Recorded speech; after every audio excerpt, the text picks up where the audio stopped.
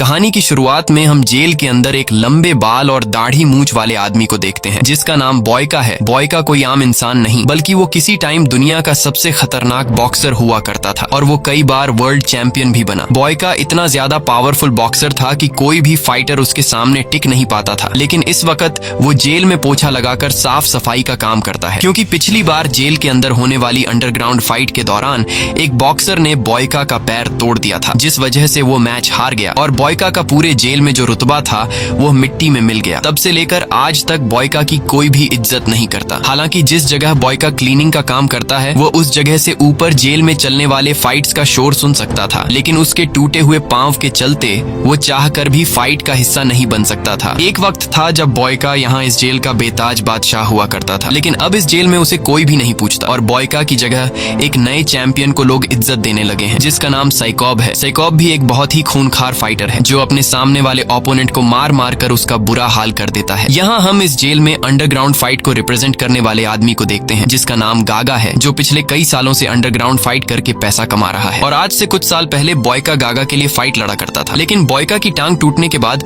अब साइकॉब गागा का favourite fighter है। फाइट खत्म होने के बाद जब गागा यहाँ से जा रहा होता है तब गागा की नजर बॉयका पर पड़ती है। बॉयका की हालत काफी खराब होती है जिसे देखकर गागा को बॉयका पर तरस आ जाता है। इसलिए गागा अपने एक आदमी को कुछ पैसे देकर उससे कहता है कि जाओ यह पैसे बॉयका को दे दो। और जब वो आदमी बॉयका को पैसे देने आता है तब बॉयका पैसे लेने से इनकार कर देता है। ये देखकर गागा समझ जाता है कि बॉयका अपनी इस जिंदगी से खुश नहीं है, क्योंकि वो किसी टाइम पर एक बहुत ही अच्छा फाइटर हुआ करता था, जिस वजह से आज भी गागा के दिल में बॉयका के लिए इज्जत होती है। इसलिए गागा खुद बॉयका के पास आता है और उससे कहता है कि तुमने मेरे लिए बहुत सारी फाइट्स लड़ी है जिससे मैंने काफी सारे पैसे कमाए हैं, इसलिए मैं चाहता हूँ कि तुम मेरे ये कुछ पैसे कबूल कर लो। लेकिन बॉयका पैसे लेने से इनकार कर देता है और कहता है कि अगर तुम मेरी मदद करना चाहते हो तो तुम अपने सबसे अच्छे फाइटर यानी साइकॉब से मेरी फाइट करवा दो। यह सुनकर गागा हंस पड़ता है और कहता है कि अब तुम टूटे हुए पांव की वजह से नाकारा हो चुके हो और लड़ने की हालत में बिल्कुल भी नहीं हो, इसलिए मैं तुम्हें रिंग में मरते हुए नहीं देख सकता। यह सुनकर बॉयका को काफी बुरा लगता है, क्योंकि एक वक्त इस जेल पर राज करने वाला बॉयका को आज लोग लाचार समझने लगे हैं और ये सब बॉयका से देखा नहीं जाता। इसलिए वो अपने टूटे हुए टांग पर प्रैक्टिस करना शुरू कर देता है और हर रोज एक्सरसाइज करके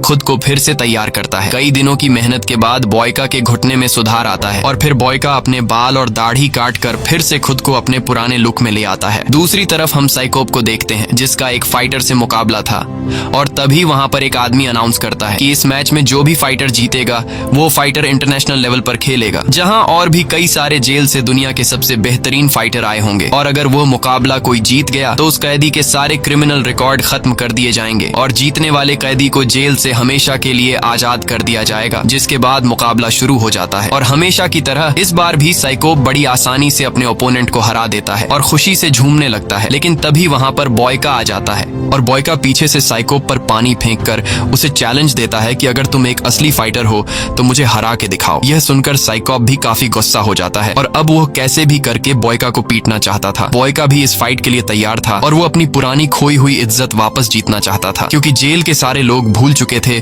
कि बॉयका कभी फाइटर हुआ करता था। इसीलिए आज बॉयका सबको याद दिलाना चाहता है कि वो अब पहले से भी ज्यादा खतरनाक फाइटर बन चुका है। लेकिन यहाँ का वार्डन नहीं चाहता था कि साइकॉब और बॉयका के बीच फाइट हो, इसलिए गार्ड्स बॉयका को पकड़ लेते हैं। पर यहाँ गागा बॉयका के जुनून को देखते हुए फाइट की परमिशन दे देता है, जिसके बाद बॉयका और साइकॉब के बीच फाइट छिड़ जाती है। साइकॉब बॉयका पर टूट पड़ता है, लेकिन बॉयका साइकॉब के मूव्स को काफी आसानी से रोक देता है और साइकॉब बॉयका के सामने ज्यादा देर तक टिक नहीं पाता और यह मैच बॉयका जीत जाता है। ये देखकर जेल के सभी लोग चौंक जाते हैं और गागा बॉयका के फाइटिंग स्किल से काफी इम्प्रेस हो जाता है। गागा देखता है कि बॉयका में अभी भी वही पुरानी आग जल रही है, इसीलिए गागा साइकॉब की जगह बॉयका को इंटरनेशनल बॉक्सिंग टूर्नामेंट के लिए सिलेक्ट कर लेता है। लेकिन उस टूर्नामेंट में हिस्सा लेने के लिए बॉयका को इस जेल से दूसरे जेल जाना पड़ेगा और फिर अगले ही दिन बॉयका को उस जेल भेज दिया जाता है जहां पर यह टूर्नामेंट होने वाला है। लेकिन अंदर आते ही बॉयका देखता है कि यहाँ और भी कई सारे फाइटर आए हुए हैं और ये दुनिया के सबसे बेहतरीन फाइटर्स हैं। ये सभी अलग अलग कंट्री से इस फाइट में हिस्सा लेने के लिए आए हैं और हर एक फाइटर इस मैच को जीतने की उम्मीद रखता है, क्योंकि इन्हें पता होता है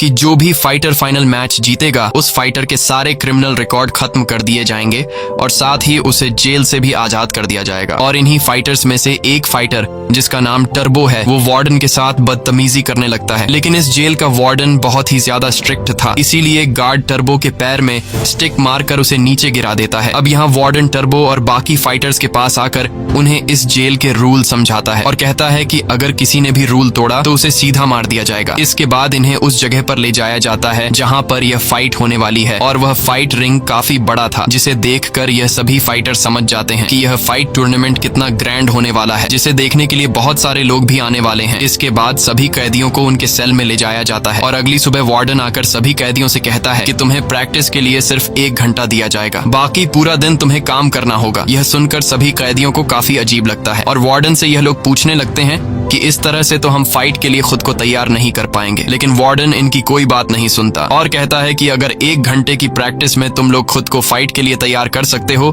तो ठीक है, नहीं तो तुम लोगों को वापस जेल में भेज दिया जाएगा। अब जेल में वापस जाने के डर से न चाहते हुए यह लोग मान जाते हैं, जिसके बाद इन सभी को एक माइनिंग की जगह पर ले जाया जाता है जहां पर उन्हें काफी बड़े बड़े पत्थरों को तोड़ना है और अब न चाहते हुए यह लोग काम पर लग जाते हैं। काम के दौरान बॉयका और टर्बो की आपस में बहस हो जाती है और जैसे ही यह दोनों एक दूसरे को मारने के लिए आगे बढ़ते हैं तभी कुछ गार्ड आकर इन लोगों को रोक देते हैं और तभी इनकी नजर पड़ती है एक फाइटर पर जिसका नाम डॉलर है। डॉलर बड़े सुकून से छांव के नीचे आराम कर रहा होता है, उसे वीआईपी ट्रीटमेंट दी जा रही होती है और उसे यहाँ पर कोई भी गार्ड काम करने के लिए नहीं बोलता। यह देखकर सभी लोगों को काफी गुस्सा आता है, लेकिन ये लोग मजबूर थे, इसलिए ये लोग कुछ भी नहीं कर सकते थे और काम पर लग जाते हैं। काम करते करते शाम हो जाती है, जिसके बाद कुछ गार्ड्स इन सभी को गाड़ी में बैठाकर वापस जेल ले आते हैं जहाँ उन्हें 1 घंटा प्रैक्टिस के लिए दिया जाता है। तभी हम डॉलर को देखते हैं जिसके पास वार्डन आता है और वार्डन यहाँ पर डॉलर को एक डब्बे में ड्रग्स देता है। ये ड्रग्स परफॉर्मेंस एनहांसमेंट के लिए होते हैं, जिसे लेने के बाद डॉलर की बॉडी में और भी ज्यादा पावर आ जाएगी और वो अपने ओपोनेंट को आराम से हरा देगा। अब यहाँ वो दिन आता है जिस दिन टूर्नामेंट स्टार्ट होने वाला था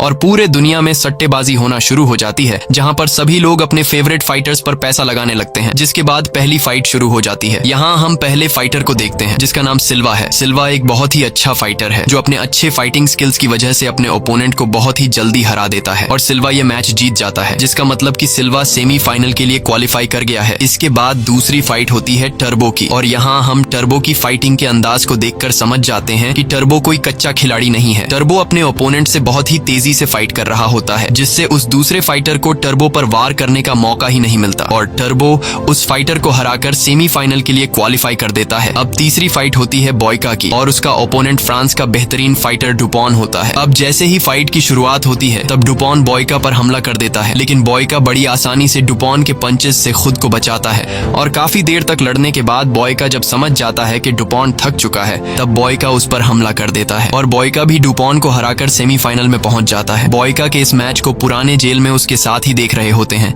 जिस जेल में बॉयका ने कभी अपना राज चलाया था और बॉयका का मैच जीतते हुए देखकर उसके पुराने साथी काफी खुश हो जाते हैं। इसके बाद बारी आती है डॉलर की और डॉलर का भी एक दूसरे फाइटर के साथ मैच स्टार्ट हो जाता है। अब जैसे कि हमें पता है कि डॉलर मैच शुरू होने से पहले ड्रग्स लेता है, इसीलिए वो अपने सामने के ओपोनेंट को बिल्कुल टिकने ही नहीं देता और डॉलर उसे मार मार कर उसका बुरा हाल कर देता है। साथ ही डॉलर भी यह मैच जीतकर सेमीफाइनल के लिए क्वालिफाई कर देता है। इसके बाद सारे हारे हुए लोग वापस जाने की तैयारी करने लगते हैं। उन्हें लग रहा था कि उनको वापस अपनी कंट्री भेज दिया जाएगा, लेकिन ऐसा बिल्कुल भी नहीं होता। वार्डन चुपके से अपने लोगों को कहता है कि उन्हें जेल से बाहर ले जाकर मार डालो। इसके बाद गार्ड्स इन 4 हारे हुए कैदियों को एक वैन में बिठाकर जेल से कुछ दूरी पर ले जाते हैं और उन्हें लाइन से खड़ा करके गार्ड्स इन चारों को मार डालते हैं। अगले दिन जब टर्बो और बॉयका को पत्थर तोड़ने के काम के लिए ले जाया जाता है तब इन दोनों को एक ही चेन से पैरों से बांधा गया होता है। अब इन दोनों की पहले से एक दूसरे के साथ नहीं लग रही थी, इसलिए जल्दी ही इन दोनों के बीच बहस छिड़ जाती है और बहस बढ़ते बढ़ते